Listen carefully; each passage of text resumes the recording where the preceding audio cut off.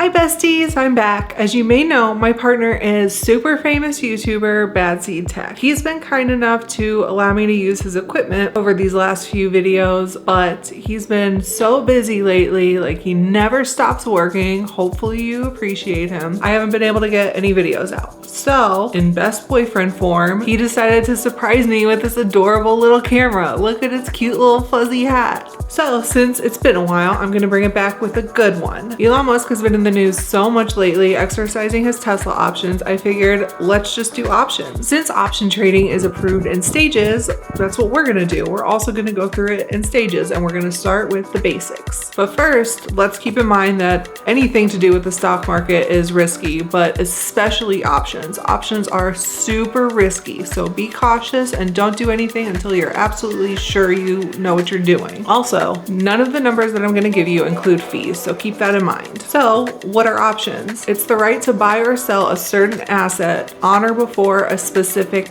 date or expiration. You don't have to buy it, but you have the option to.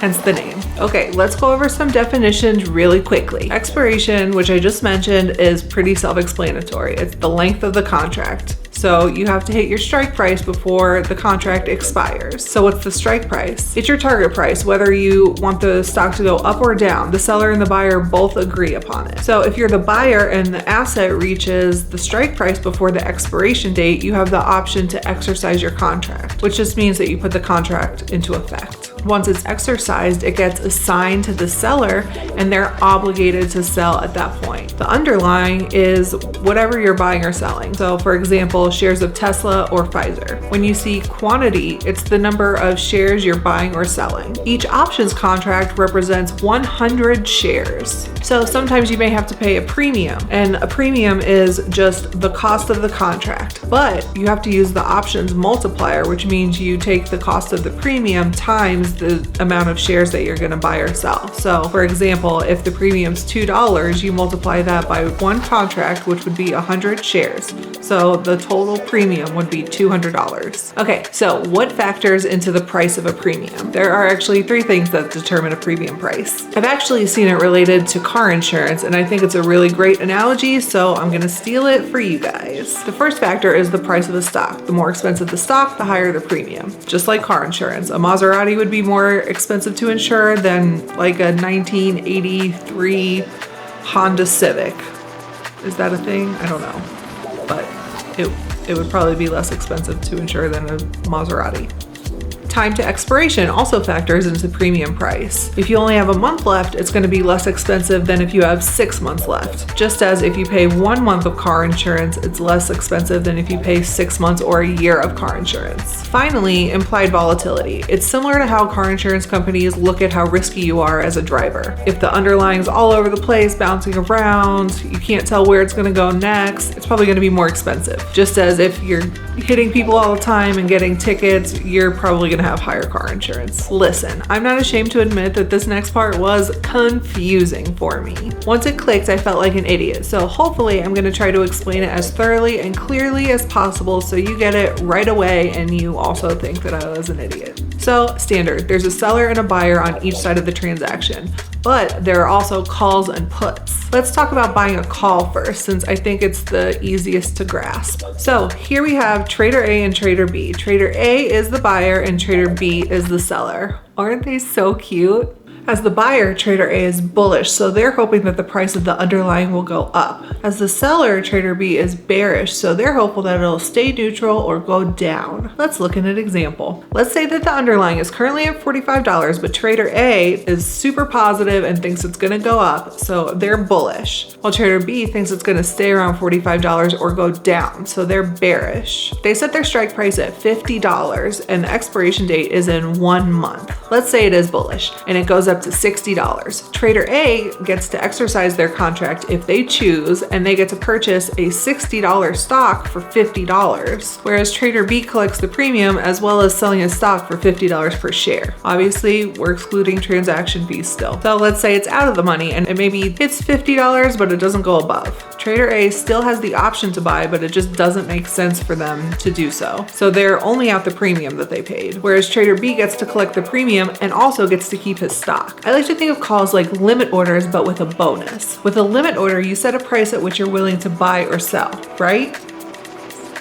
With calls, as the buyer, you set that same price, but you automatically get an asset that's worth more than your purchase price. As a seller, you set a price at which you're willing to sell, and if it doesn't hit that price, you still make a little bit of money off of the premium. Nudity alert, there are naked calls or covered calls. Naked calls mean that you don't have ownership of the stock that you're selling, and they're so risky. They don't even let beginners do them. They're so risky. So we're gonna talk about that another day once we're a little bit more experienced. Covered calls mean that you actually do own the stock, so you're only risking your ownership of that stock. Okay, quick refresher. Short selling is when you think the price of an asset will go down, so you use credit basically to sell what you don't own in that stock and then purchase it when hopefully it gets to a lower price, and then you keep the difference. You're always obligated to repay that money though. Now, instead of referring to a buyer or seller in options transactions, you can refer to them as long or short. So for example, a long call, a long put, or a short call and a short put. The long side is always the one with the option to exercise their contract because they're always the one that's buying the contract. The short side is always obligated to fulfill their end because they're always the ones writing the contract. So it has nothing to do with whether or not they're buying or selling the stocks. It has to do with the contract itself. Now that we got that out of the way, let's talk about puts. Okay, so with a long put, you're hopeful that the underlying will go below the strike price, so you're bearish. Let's make the strike price $50 again. If it does go below $50 to $40, you then have the right to exercise your contract and sell that $40 stock for $50. With a long put, as long as the asset is falling in price and hasn't hit the expiration date yet, you're making money. It's similar to shorting a stock, which we just reviewed. The similarities lie in the fact that profit is limited. You're making money the entire time it's going down, right? But once it hits zero, that's your max profit. It can't go lower than zero. The differences lie in the risk. With a short stock, risk is unlimited. It could literally just continue to go up forever. Like, for example, do you remember GameStop and Wall Street bets? Wall Street hedge funds had shorted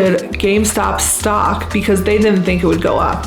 Well, the people in Wall Street bets decided that they weren't going to let hedge funds make money anymore. So they bought a bunch of GameStop stock and they increased the price so much that Wall Street was losing so much money. They lost tons of money because the risk in shorting a stock is unlimited. With a long put, you're only risking the premium. If the underlying continues to climb, that's okay because you only risked the premium. So whenever the expiration date hits and whatever the price of the stock is above the strike price, that has nothing to do with you. You risked your premium, you paid your premium, and you can walk away. Just as calls have naked and covered options, puts are the same. A naked put means that the seller of the underlying doesn't actually own the stock to cover their transaction if they choose to exercise their contract. A covered put means that they do actually own it. Again, most brokerages don't even allow beginners to do naked puts or calls, so we won't be discussing that until much later. But be sure to like and subscribe so you're notified when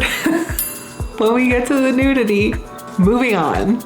Okay, so a short put means that you're obligated to buy if the long put exercises their contract to sell. Since the long put is bearish and hopeful that the stock price will go down, as the short put, you're bullish or hopeful it will go up or stay neutral as long as it's above the strike price. Again, it's similar to a limit order. For example, let's set our strike price at $50 again. If the long put or stock seller exercises their contract at $40, as the short put or stock buyer, you're obligated to buy that stock at $40, but that's okay because you wrote the contract, so you wanted to buy at that price anyway.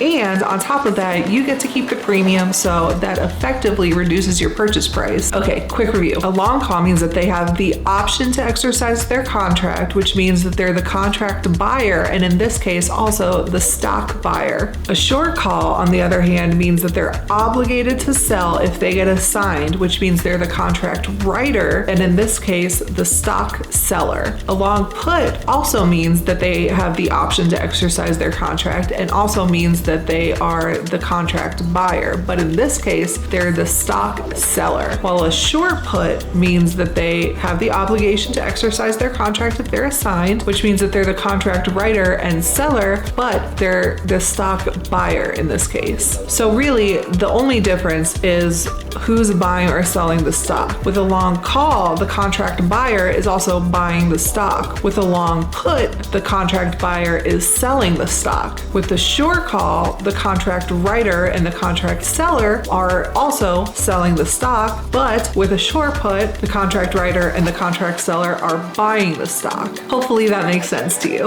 Leave a comment with any questions. I'll see you soon. Love you. Bye.